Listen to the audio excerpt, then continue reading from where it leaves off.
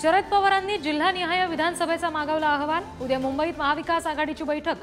किती जागा मागायच्या यासाठी अहवाल मागितला। भाजपच्या बैठकीत पदाधिकारी गेले एकमेकांवर धावून।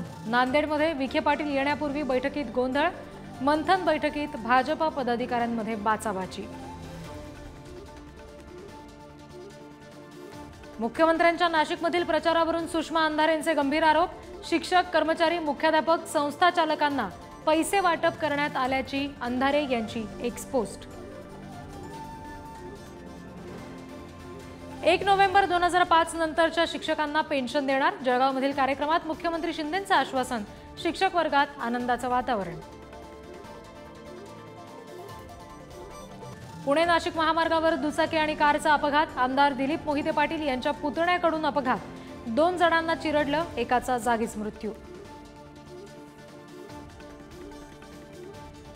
संदीप गुळवेंच्या प्रचारार्थ नाशिकमध्ये आज संजय राऊतांचा मेळावा।